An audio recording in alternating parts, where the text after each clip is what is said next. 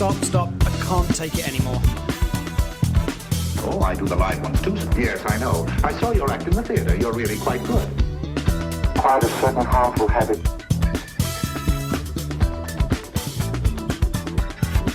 Stop it now, I'm leaving.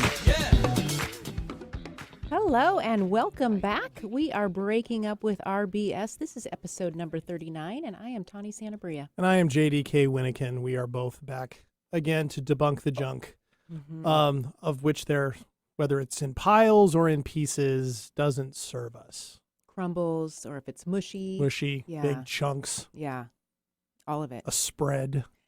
Yeah, it can look. Yeah, it can be a lot of different Things. consistencies. You'd think we were hungry using all those different examples. Yeah, I don't know. Maybe not. Maybe who knows? Welcome back. So what's new? I'm not asking you how you are. What's new? What's new? What is new? That's a tough one too. Well, I don't know if I have anything like new, although I'm, a week older. So that's new. Didn't celebrate a birthday yet, but it's coming up as the weeks go on. Right. So it'll be coming up here. Yeah, it got me thinking about, we asked those standard questions before, like, I how's know. your week? And it's the same thing. How's your day? Or how you doing? So trying to find a different lead in. So anyway. My yellow lab chewed up one of my favorite shoes. That was new. It happened yesterday. So I'm still grieving. But we're okay.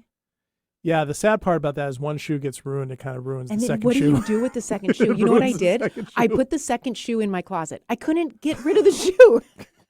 You need to hold on a little longer? I don't know what I'm going to do now. Yes. You're processing. Yes. When the time is right, I will do something with the shoe. I'm just not ready yet. Not ready yet. Yeah. Okay. Well, I share your sadness. So for your hard shoe. to know. It is hard to know. All right. So, what would you like to talk about this week? What do we want to talk about this week? Yeah. Maybe that's a better question to ask. What's been top of mind, for something to talk about? What's been percolating up for you? Anything? I know that last week we talked a lot about labels and how we use language around labels and things like that. And one of the things that's popped up this week, I actually wrote about it in one of my newsletters that I send out, is about sort of that defense mechanism or a coping mechanism that we all have had some experience with. And that is... Can I guess? Yes. Denial. Yes, you read it. That wasn't even a guess. Yes, I did read it. I know. Okay. All right. So that was top of mind. And rather than get into why, obviously things were percolating up that were doing that. So what about it? What about denial? Yeah, I think that's one of the most common defense mechanisms that we use, right? And it happens quite a bit. We don't even realize it's happening. It's like we're all sort of wanting to move away from discomfort. We're wanting to, however that whatever that looks like for us. And there's lots of different ways to do that. But everybody wants to feel better. So, or not feel bad, like avoid it. Yes. Right. Yes. Avoid it. Yes. And denial usually is like that's a shortcut, right? It's not a. Yeah, I like to think about it a little bit, sort of like it could incorporate avoidance, right? It could incorporate even like all or nothing thinking. Yeah. It can incorporate sort of how we just like try to escape from our life. We're tired. And so we, escape with, I don't know, video games or escape with sort of something that's going to, fill a time period. Right. Yeah. A lot of TV at night. Yes, that could be that also. Just sort of like not wanting to look in the places that there might feel like there's some discomfort or struggle. Yeah, and wanting to get away from it or ignore it or just not even wanting to look at it. Yeah. And maybe because it's painful, maybe because it seems and feels hard, maybe because, but when we do that, we're not really dealing with the wholeness of ourselves. And we're not connecting, we're not accepting reality. Completely. Right. Yeah. And if this show is about anything, right, the reason why we want to debunk those BS stories is that those aren't reality, and we can handle reality better than we tend to think. Mm-hmm. We seem to be afraid of it a lot. Mm-hmm. You know, we've talked before on the show, like wanting to not hear a hard truth from somebody. Like you can get really afraid that, you know, if you hear this hard truth from them, it's really going to hurt. And it may not feel great, but you can actually live with it when you hear it a lot of times, right? Even if it's momentary, but it's a fear response, right? Denial. Or a lack of comfort with discomfort, as we also talk about a lot. Absolutely. It's really about moving away from what's uncomfortable. So certainly it can incorporate a fear response. It can also be a stress response. We might not even realize or even connect with that that we're afraid of something. We just may not even want to deal with something. Right. Because it feels too hard, or where would we start? Yeah. Or kind of like the labels we talked about last week where, well, I'm just not that kind of a person. Yeah. I'm not patient. I'm not good at that. I'm not good at that. Right. Mm-hmm. Yeah. I'm not a patient person. Yeah. Okay. That's a great example of Mm-hmm. denial. Mm-hmm. Right. Like patience isn't just a thing that you're born with. It's not a condition. It's like your hair color. Right. Right. Right. It's a cultivated sort of practice. It is. And whatever you're feeling in the moment is that momentary feeling. Right. Because you're angry in the moment doesn't necessarily mean that you are an angry person. Right. Yeah. Right. And somebody who's angry a lot may not be angry all the time. And anger is a normal human feeling. Yeah. So we don't have to make anything wrong with that. But when we've made a lot of things wrong with us, then that is a great sort of fertile land and soil for denying. Yeah. And, you know, it always reminds me of what you've said many times, you know, our ability to get comfortable with the uncomfortable, meaning being able to sit with it and not make it a problem saying like, I need to run away from this. I need to fix this. Kind of comes back to that. And the idea that if you can sit with that and accept that, it won't stay forever. And it might give us some better insights as to what's actually happening for ourselves. Absolutely. Right. Yeah. Like the better we get at just looking within and seeing what's there and getting curious, the easier life becomes. Yeah. When we keep trying to kind of like dodge and weave from ourselves. Yeah. Right.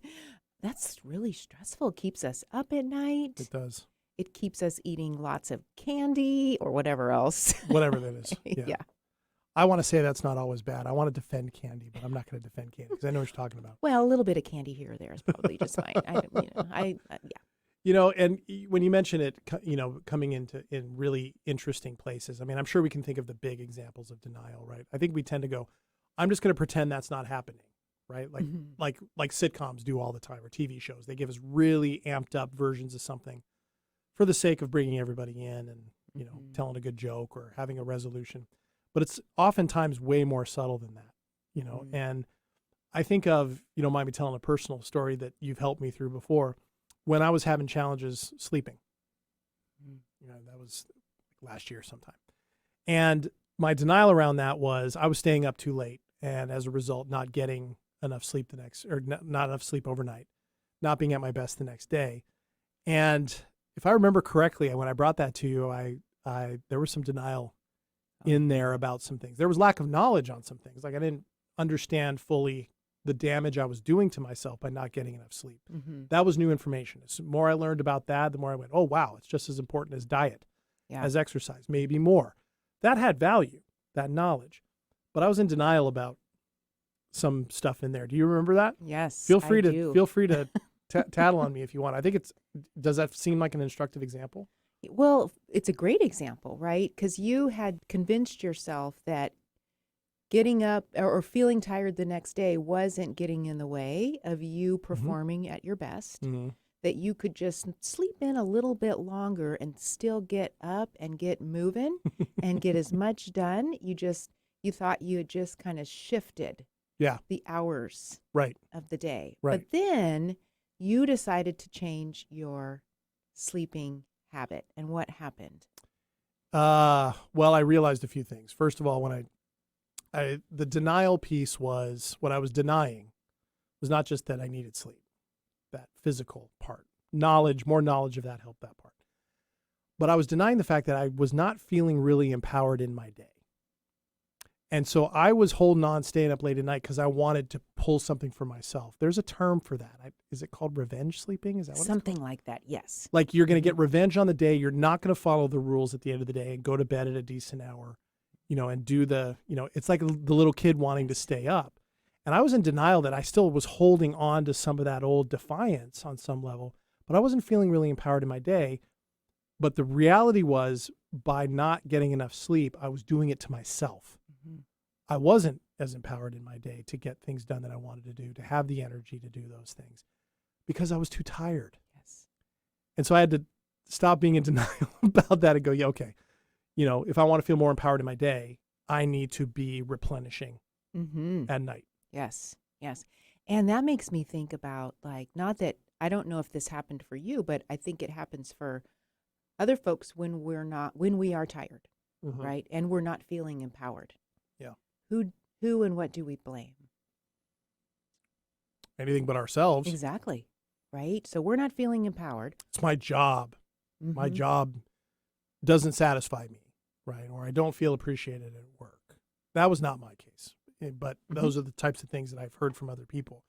I have too many things, or there's too much going on, right? I have too many responsibilities. Even just saying it that way makes it sound like they've been given to us, right? Or, it's all externals. Right. It's not right here.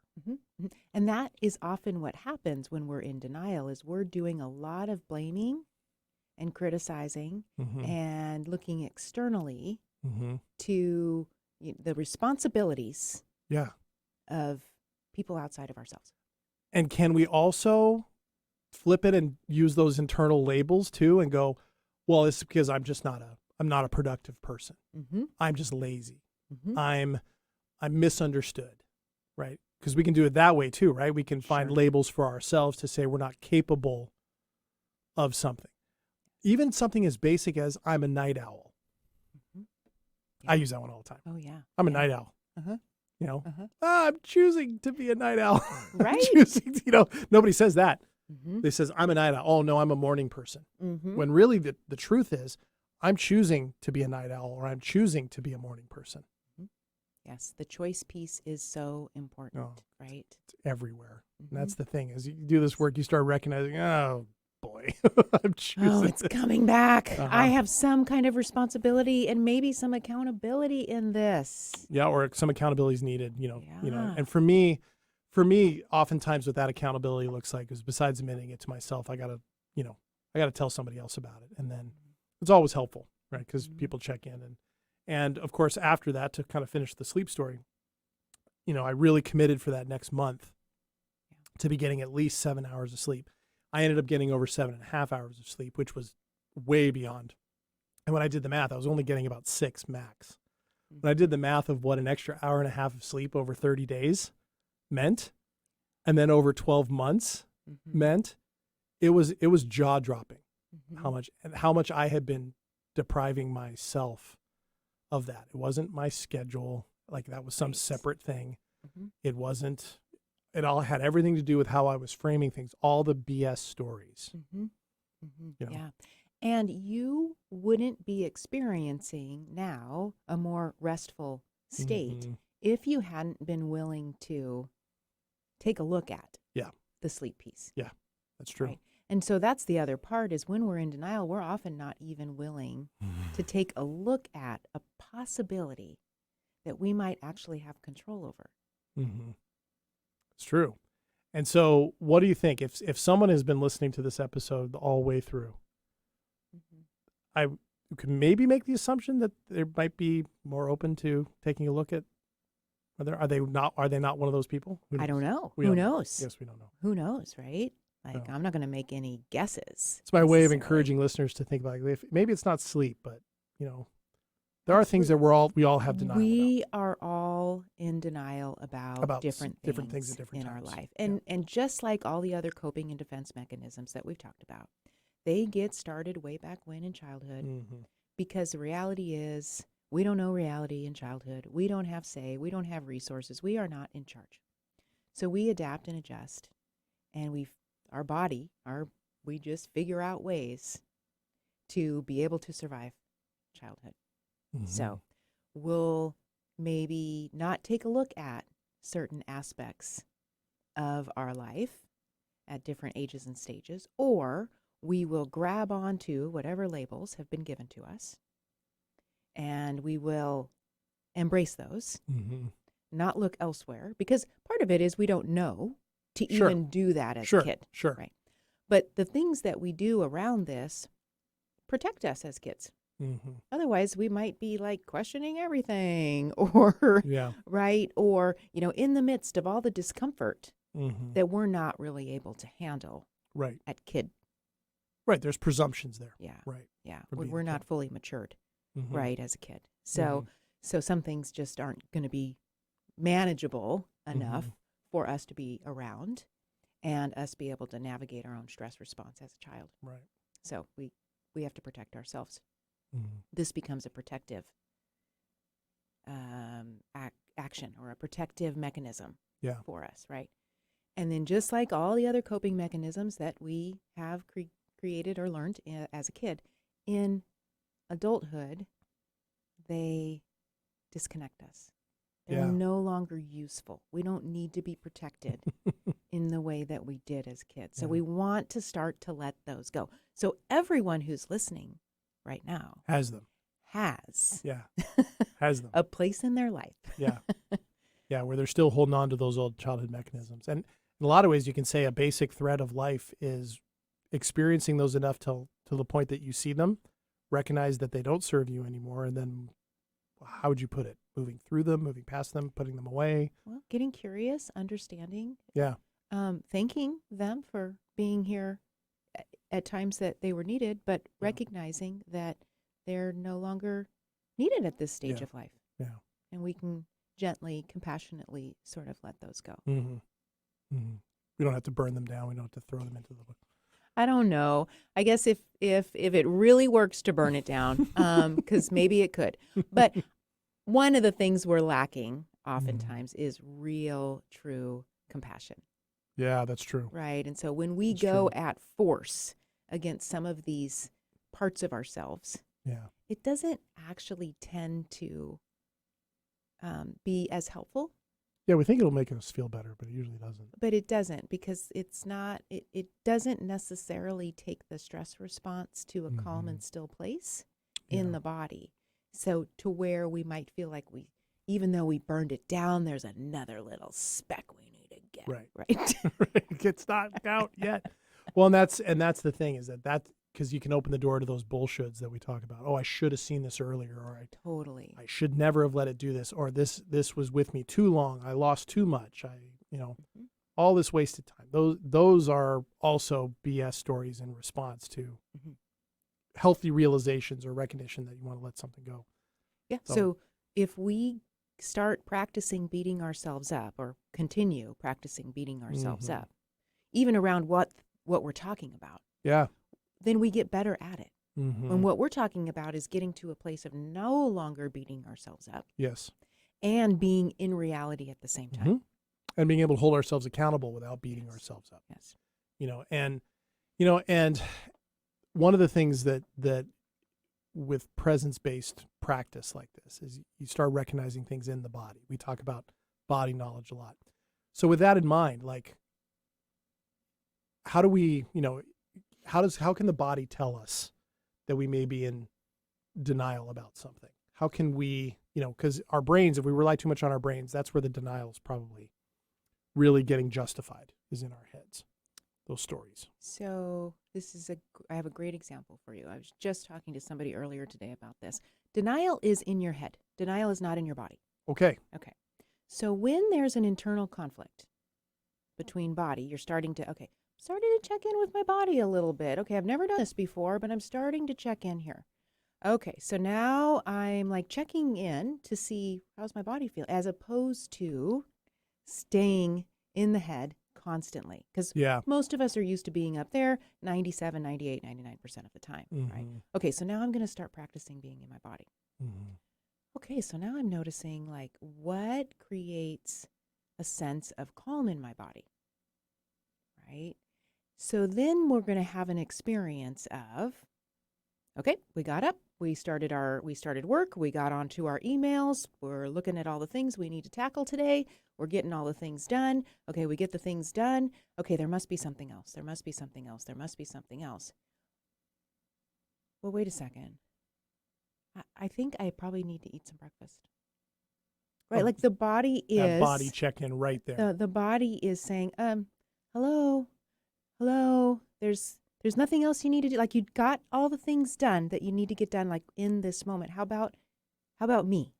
Yeah. How about body? You need sustenance. Denial would be, I know there's something else here that I need to get done. I'll eat in a couple hours. Mm-hmm. Right? So denial's not in the body. The body was clear. The body was clear. Okay. Right? But the head talked the body, or didn't even talk the body, basically just dismissed it. Right. Like, you can wait another couple hours. Yeah. I had that experience just a little while ago before the show, when we met up. I was really jittery. Mm-hmm. I felt really jittery. I felt off. And that was in my body, and I noticed it. And certainly my brain asked the question, what is that about? And it became really clear really quickly. You haven't had enough food. Mm-hmm. You haven't had enough food. I had a working lunch earlier. I didn't eat as much. So I rectified that. Yeah. And of course that takes care of it. It didn't have to be, I need to get this done. Sure. Isn't it amazing what we will deny our bodies even when it's telling us? That's a great example. Yeah. And that's the part of, if we're not tuning into our body, because here's the problem, is we've been conditioned to be up in our head again, 98% of the time. So if we're not listening to our body, certainly this is an easy one to see when we talk about, the need for nourishment, or we talk about the need for sleep. Like, those are like, okay, those are definitely body physical needs. Exercise. Right. Yeah. But the more subtle ones, where we're looking at, emotional states, or sort of like intuition around and connecting with our senses, right, through the body.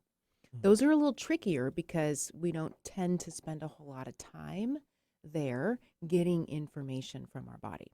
So we can start with, if we're denying the body sleep, if we're denying the body nutrition, if we're denying the body movement, because, this work that I'm doing is so much more important. Yes, I don't have time to go to the gym. I don't have. That's a great place to start paying attention to. And my experience with that has been that then leads into those more tricky, more an ability to discern in those trickier things that you mentioned, emotional states. When I'm better rested, it's a smoother process for me to have that intuition around something, or to be able to recognize when a BS story is there, or to, if I'm having an emotion about something, to not make it a problem, and let it be there. The better I'm taking care of my body, it makes me more attuned to those little trickier things. Sure. Yeah. So, I mean, in some ways, that's a great basic set of basic things to be taking a look at. Right. Yeah, absolutely. So, remember, the stress response, the nervous system, is connected to our body. Right.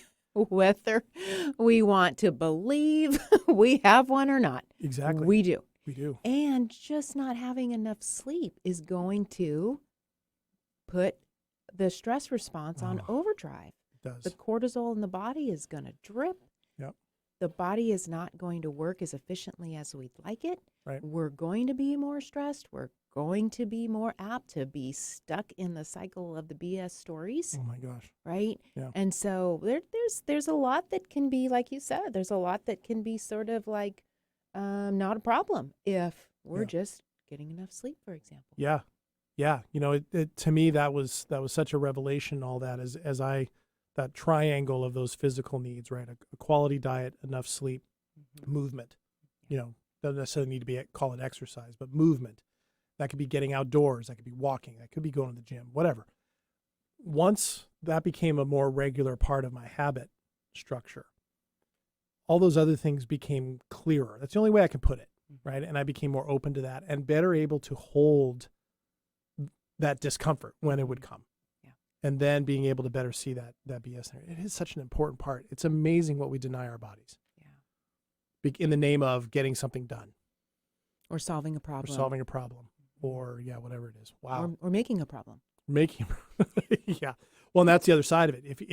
If I was depleted, it was going to be a lot easier for me to spin out into a story and make something a problem or react poorly to something somebody said or a frustration, something not going the way I wanted to at work becoming much bigger than it would have otherwise. Right. You talked about patience at the very beginning of this, didn't you? Say Yes, something about patience? I did. Like it without enough good sleep, quality sleep, without enough good food. I mean, I'm not going to be, too rigid around that, but it's really difficult to be patient with life circumstances. Oh yeah. If you're depleted on any of those things. Yeah. Yeah. It's, so I heard somebody recently say, our body is not just this meat suit, that moves things around.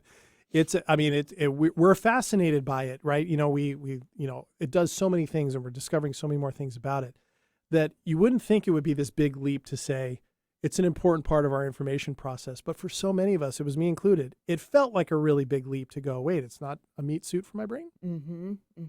Yeah. And that's the fun part of all this is as you learn that so many more things become possible and things that used to be really crazy stressful, in my experience, become less and less. And that has opened up my capacity for better things so much more than I ever thought it could. Certainly better than my brain ever took me to by itself. And your nervous system appreciats you more so now. That's good. Yeah, I'm sure of it. I don't know for sure, but it's patting me on the back. Yeah. I'm very proud of you. That's good. Well, hopefully this was helpful, everybody, for you. I mean, just a good chance to take a look at how you're treating your body on those basic things and then experiencing those if you make some positive changes. So thanks so much for joining us. If you've been listening live, thanks for doing that and starting your day. If you've been listening as a podcast, thank you so much for doing it, for subscribing and leaving a review. We appreciate it. You can check out our Facebook group at Breaking Up with RBS. You can email us at buobsthepodcast@gmail.com. We'd love to chat with you about it. And we'll have more things coming. Tawny has her 6-week self-mastery course going, and we got some other stuff coming along the way. Yep. So, all right. So then until next time, I am JDK Winnikin, and sitting across from me is... I am Tawny Santabria. And we will see you next time sitting in the same spot. Probably. Thanks, everybody. Stop it now, I mean it. I don't think he felt anything after the crash. Scusa che è già io.